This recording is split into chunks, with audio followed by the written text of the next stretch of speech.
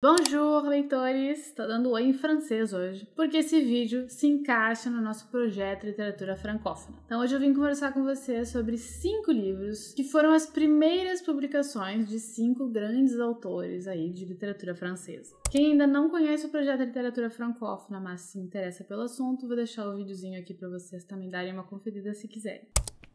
Então, no projeto Literatura Francófona, a gente vai ler um livro ou alguns livros por mês de uma categoria específica. A categoria desse mês é primeiros livros, primeiras publicações de grandes autores. Então, por isso, o vídeo de hoje. Vou trazer aqui algumas dicas para vocês de primeiros livros, de livros que foram os primeiros que um dado autor publicou e que então tornou esse autor, de fato, um autor. Tá? Então, são os livros que introduziram aí alguns grandes nomes da literatura, na literatura em si, propriamente dita, né? Então, publicou, virou autor. A gente vai falar desses livros aqui. O primeiro livro que eu vou indicar para vocês é O Estrangeiro, do Albert Camus. Antes de entrar na história do livro em si, vou falar um pouquinho para vocês sobre o Camus, porque ele foi um personagem muito interessante da literatura francesa, porque ele foi um pouco de tudo. Ele foi jornalista, ele foi filósofo, ele foi escritor, ele foi jogador de futebol, ele foi muitas coisas. Ele era um cara muito carismático, muito de bem com a vida, muito pra cima. Então ele foi atrás de muitas coisas, ele fez muitas coisas na vida, mas sobretudo ele acreditava muito na profissão, que foi a primeira profissão dele, assim, de verdade, que era o de jornalista. Ele acreditava muito na função, na importância da função do jornalista, né, de trazer a verdade para as pessoas. E é muito em função desse valor que ele tinha que ele acaba também se aproximando muito da filosofia. E aí ele vai cada vez mais começar a escrever sobre a filosofia. E aí ele fez isso em diferentes formatos. Ele se propôs a fazer isso, ele queria falar sobre filosofia das mais diferentes e diversas maneiras possíveis. Então ele vai escrever artigos, ensaios, peças de teatro e romances filosóficos. Tá? Esses 4 formatos aqui para falar de filosofia. A obra dele é super abrangente. E é nesse momento que a gente vai trazer o Étranger, o Estrangeiro. Então, antes de publicar o Estrangeiro, ele já tinha publicado alguns artigos e ensaios, tá? Mas esse foi o primeiro livro de ficção, o primeiro romance de ficção que ele publicou. E é por isso que ele vai se encaixar aqui na nossa categoria, tá? Porque a gente tá lidando com romances, com livros de ficção, artigos, ensaios. Não vão me interessar aqui nesse momento.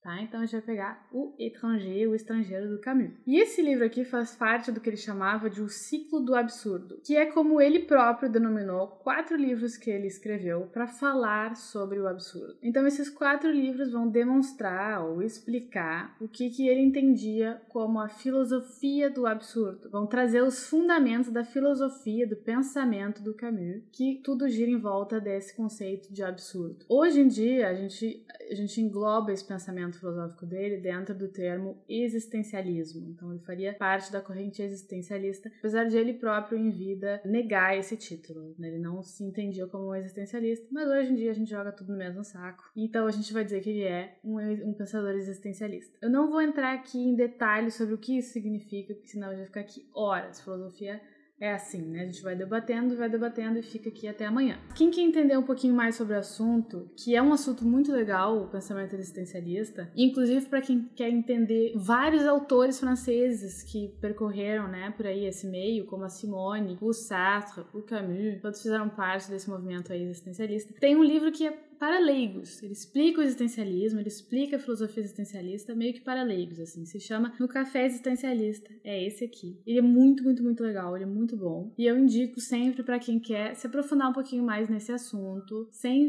passar por uma leitura pesada, tá? Esse livro aqui ele é bem bacana, ele é uma introdução ao pensamento existencialista. Mas vamos falar então sobre o estrangeiro em si, sobre a história do estrangeiro. O livro narra a história de um homem, um narrador que a gente vai conhecer, que ele se depara com o absurdo da existência, com o absurdo da condição humana. Então, inclusive, ele abre com uma das frases que ficaram mais famosas na história da literatura, porque é uma frase muito chocante. Ele começa assim: Aujourd'hui, maman est morte.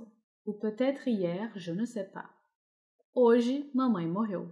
Ou talvez tenha sido ontem, eu não me lembro. Então ficou muito famosa essa frase, porque já de cara a gente entende, mais ou menos, por intuição, que esse livro vai falar de um absurdo. O absurdo é que aparece na forma de um filho que nem lembra exatamente o dia da morte da mãe. E aí, extrapolando um pouquinho, né, a interpretação, a gente vai dizer que esse filho, ele representaria mesmo a própria vida. Ela mesmo um absurdo. E aí a gente começa a seguir esse personagem, esse narrador, que vai percorrendo a vida meio que dormente, tomando decisões de uma maneira inconsciente. Ele decide as coisas meio que sem querer, meio que nada faz sentido, tudo é indiferente pra ele. É como se ele passasse pela vida meio dormente, como se ele estivesse dormindo mesmo. Mas em um momento ele vai se dar conta de que isso está acontecendo. Devido a uma circunstância especial aí, que eu não quero dar spoiler, ele vai se ver obrigado a pensar sobre a vida dele e tomar consciência sobre a vida dele, sobre a liberdade dele, o que isso significa, qual é o peso que isso tem na nossa vida, o que significa ser livre, até onde a gente vai, até onde a gente pode ir em função dessa liberdade. Então ele vai tomar consciência ali de que ele é uma pessoa que existe no mundo, que interage com as coisas e qual é o peso que isso tem. O livro pode ser entendido como uma reflexão sobre a liberdade, que esse personagem vai se dar conta que ele tem, do nada. Ele não tinha se dado conta que ele era um homem livre. Então ele vai trazer aqui, através da história desse personagem, uma reflexão muito importante sobre liberdade e sobre a condição humana, que faz muito sentido com a época em que ele foi escrito. Esse indivíduo que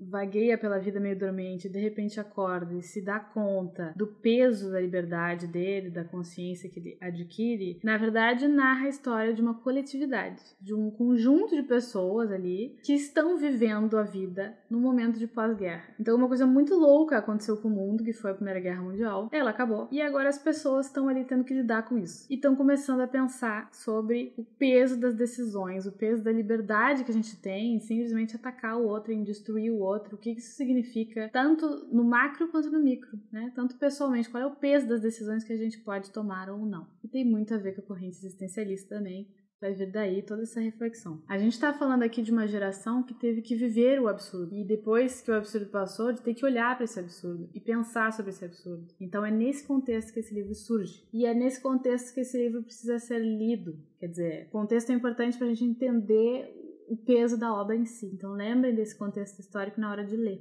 porque ele enriquece muito a leitura. 2 últimos comentários sobre esse livro. Primeiro, ele é um excelente livro para quem está começando a ler em francês. Se vocês já estão ali mais acostumados com o livro francês, já fizeram algumas aulas e estão pensando em começar a ler, esse livro é ótimo. Apesar de parecer pesadíssimo e super complexa a história, ele é escrito de uma maneira super simples, tá? De propósito pelo Camus. Ele usou tempos verbais muito simples, básicos ali para quem já está começando a estudar francês, é o passé composé, então é muito tranquilo de ler esse livro. Apesar dele trazer um tema complexo, a escrita em si é muito tranquila, relativamente tranquila de ler. E o segundo ponto que eu queria trazer é lembrar que o Camus, na verdade, é um autor argelino, né? Ele nasceu na Argélia, mas quando um autor faz muito sucesso, os franceses tendem a adotar, assim, chamar de francês, né? Porque afinal, ele cresceu e escreveu na França, então é francês, tá? Mas na verdade, cuidado, o Camus, ele é um autor argelino, importante lembrar. Outro livro que eu quero indicar para vocês é A Trança, da Laetitia Colombani. Ela tá bombando na França agora, para quem não conhece. Então ela é uma escritora contemporânea francesa que vale muito a pena conhecer. Esse que é o livro de estreia dela e já foi um sucesso absoluto de vendas e de crítica lá na França. Além de escritora, ela também é cineasta e atriz. Na verdade, foi assim que ela ficou conhecida. Em 2019, ela estrelou num filme que se chama Fête de Famille. Festa de Família, em português. Eu dei uma pesquisada e não encontrei ele ainda traduzido, mas eu acredito que ele já tenha chegado no Brasil. Vocês podem pesquisar pelo nome dela, Festa de Família, ver se de repente encontram um filme. Ele é muito bacana o filme também. Mas enfim, vamos nos ater ao livro hoje. Esse livro foi lançado em 2017 e ele foi um fenômeno editorial na França. Ele vendeu muito, ele vendeu mais de 1 milhão de cópias e foi traduzido muito rapidamente em mais de 30 países. Então é realmente um fenômeno, porque é o primeiro livro que ela escreveu. Normalmente o autor precisa de um tempinho, assim, pra ir maturando a escrita. E esse aqui já foi de cara um sucesso absoluto. E em 2019 ela lançou um livro muito bom também, mas ainda não chegou no mercado brasileiro, né? A gente vai ter que esperar um pouquinho. Acho que em breve deve chegar. Mas vamos às tranças, então. Ele é bem curtinho, tá? Ele é bem legal de ler. E diga-se de passagem também que essa edição da Intrínseca tá muito legal.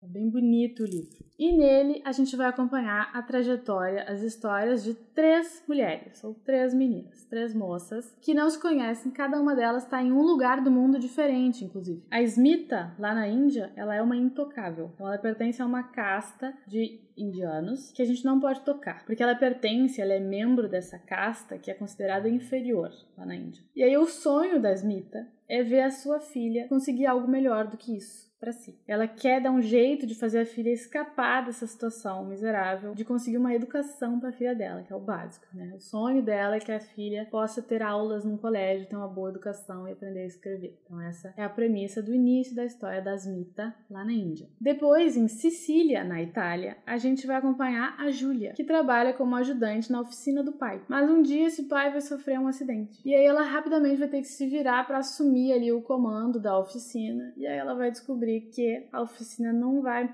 tão bem assim quanto o pai dela fazia aparecer. Na verdade, ela está meio que ruindo. Então, de um dia para o outro, ela vai ter que assumir várias responsabilidades e dar um jeito de administrar isso aí, né? O pai doente no hospital e a oficina, né? A empresa do pai, a oficina do pai, à beira da ruína. A nossa última personagem é a Sarah, lá no Canadá. Uma mulher de muito sucesso, uma mulher de negócios, assim, infalível. Ela tá sempre fazendo tudo, cuidando dos filhos, uma super mulher dessas. E ela tá prestes a chegar num lugar que ela queria muito, assim. Ela vai ganhar uma grande promoção do chefe. E aí ela descobre que ela está gravemente doente. Então é um contratempo, assim, super complicado na vida dela que vai surgir. Então a gente acompanha essas 3 histórias com 3 mulheres muito distantes uma da outra, muito diferentes uma da outra, cada uma num lugar, falando uma língua diferente, vivendo uma situação diferente, mas de toda forma, de certa forma, conectadas por algumas questões mais íntimas. Todas as 3 vão recusar o destino que está batendo na porta e vão decidir lutar contra ele, vão decidir brigar com ele. Então todas as 3 são mulheres fortes, lutadoras, que vão aí encarar de frente os reveses da vida. Então é um livro muito, muito bonito, muito tocante e, de novo, bem curtinho, bem tranquilo de ler, bem fácil de ler, eu recomendo bastante. E é um desses livros que dá um respiro na gente, assim, ele vai falar sobre esperança, sobre solidariedade, através de 3 histórias muito bonitas de mulheres muito interessantes. Então, esse livro aqui é uma ótima pedida também. Eu amo esse livro porque ele é muito louco. Normalmente as pessoas conhecem a Leila Slimani por Canção de Ninar, que é o livro dela que explodiu aí, que chegou no Brasil e que normalmente é o preferido de muita gente, que é super legal também.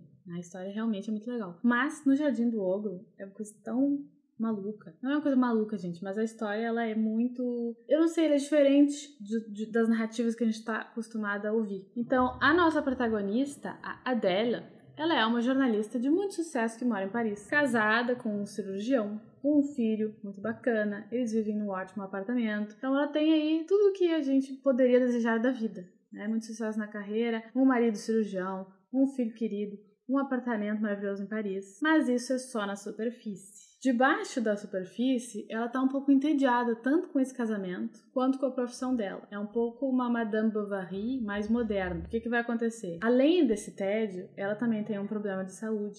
Ela é ninfomaníaca, ou seja, ela sofre de uma compulsão sexual, um desejo sexual hiperativo, né, que é um vício. Então é um vício como qualquer outro que vai causar prejuízos na vida dela, né, uma compulsão que ela não consegue controlar. Ela mantém então vários casos extraconjugais com vários homens que ela nem conhece direito. E a gente começa a acompanhar a trajetória dela no momento em que isso começa a chegar num pico. Então ela começa a se desorganizar e as coisas começam a escalar e a ficarem... Enfim, ela começa a perder o controle, inclusive é muito prejudicial para ela, ela se machuca em função disso, em diversos níveis diferentes. Isso começa a afetar todas as áreas da vida dela. Chega atrasada no trabalho, começa a ter que mentir muito pro marido, a saúde dela começa a piorar. E aí isso vai escalando até chegar num ponto que vai ter que ter aí um clímax e um final, que eu não vou contar qual é. Só vou deixar vocês curiosos pra saber. Mas é uma narrativa menos comum, né, gente? A história de uma ninfomaníaca. Tem um filme aí muito famoso, mas enfim, esse livro eu achei muito interessante, né, de entender. Muito interessante mesmo, porque o final, ele suscita muitas reflexões, muitas indagações, então é muito curioso o final. Eu fiquei pensando, fiquei com ele na cabeça de semanas, até hoje ele ainda tá no horizonte da minha cabeça, porque ele é bem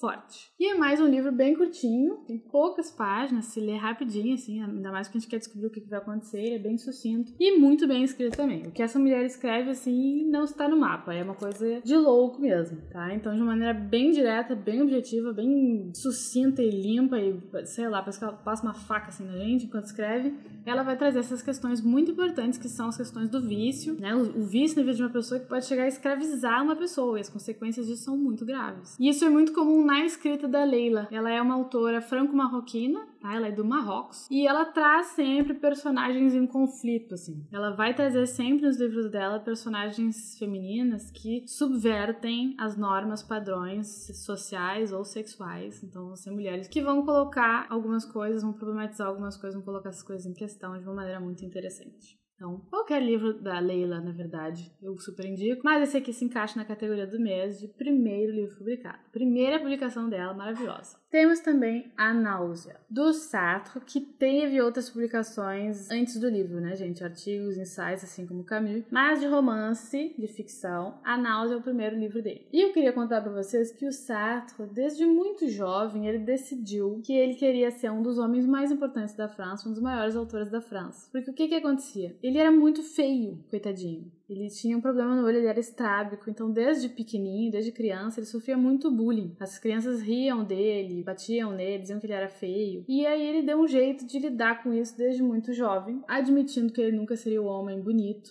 né? Nunca ia conseguir coisas na vida por causa da beleza dele. Ele decidiu balancear, compensar esse fato e ser muito inteligente. Então, desde cedo ele tinha consciência disso. E aí ele sempre estudou muito, sempre leu muito, sempre foi atrás de saber as coisas e descobrir as coisas, e assim foi a vida toda. Inclusive, quando ele for adulto, apesar de ser feio, coitadinho, vou botar uma foto dele aqui pra vocês, ele conquistava muitas mulheres, porque ele tinha muita lábia, ele era muito galanteador. Isso, inclusive, é um problema, muitas vezes. Mas enfim, e de fato ele vai conseguir chegar lá, ele vai ser um dos pensadores mais importantes até hoje em dia, né, tanto da filosofia quanto da literatura. E ele vai chegar nesse momento com a primeira obra dele, A Náusea, foi um grande sucesso de crítica também. Ele tem um valor muito grande, tanto quanto obra literária, como obra filosófica. De novo, para quem quiser entender um pouquinho mais sobre a questão filosófica do livro, também sobre o contexto da época, o livro que eu indiquei para vocês antes vale aqui também, no Café Existencialista, é muito bacana, tá? Então esse livro ele é entendido até hoje como talvez a obra mais perfeita do Sartre sobre essa questão do existencialismo. É ainda até hoje um dos textos mais famosos da literatura francesa, muito conhecido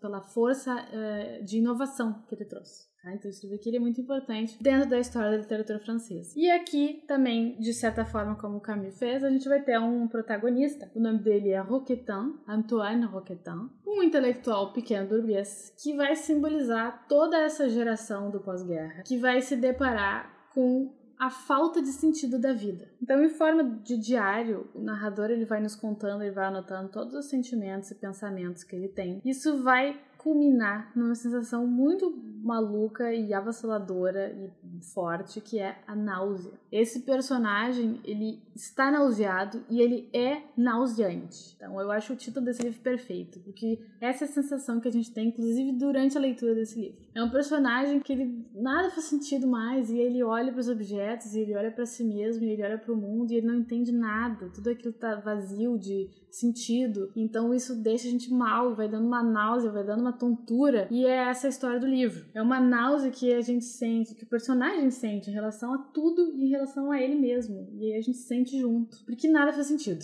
Inclusive, eu refleti muito antes de botar esse livro aqui nessa lista. Eu botei ele aqui porque ele é um livro que tem um lugar importante na literatura. O que o Sartre faz aqui nesse livro é uma coisa muito impressionante. Eu tenho uma relação de amor e ódio tanto com esse livro, tanto com o Sartre. Enfim, tenho muita admiração pelo trabalho dele, muita admiração por esse livro, que ele fazia muito impressionante. Mas eu tenho as minhas implicâncias com o autor, e essa leitura pra mim, ela é especialmente difícil. Não porque o livro seja difícil, ele não é difícil. Ele é bem acessível, o texto é acessível. Mas é realmente, ele consegue chegar onde ele queria, que é deixar a gente nauseado. É uma leitura assim que é muito desconfortável pra mim. Mas eu acho que eu gosto desse desconforto. Eu acho que é exatamente isso que o livro quer fazer. Ele traz um personagem que tá nauseado e que é nauseante, porque ele se deu conta que nada faz sentido. E no contexto onde ele existe, isso é muito, muito forte. Hoje em dia a gente já processou várias coisas, mas naquela época ainda não. Então, apesar dele me causar náusea, eu coloco ele nessa lista e eu indico a leitura, porque eu acho que... Não que eu quero que vocês passem mal,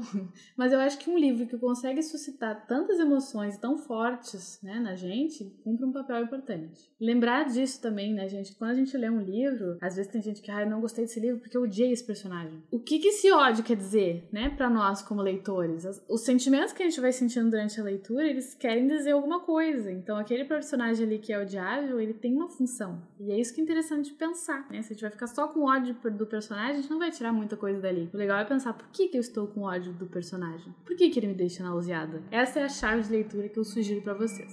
Eu não quero contar muitas coisas sobre esse livro, eu só quero deixar essa opinião sincera de que ele é nauseante, pelo menos pra mim foi, e que eu acho legal passar por essa experiência. Então quem topar, né, quem achar essa experiência válida também, indico a náusea. E venham aqui me contar o que acharam, quem já leu também, se concorda comigo, se acha que eu tô louca, né, fiquem à vontade aqui nos comentários, eu vou gostar bastante de saber.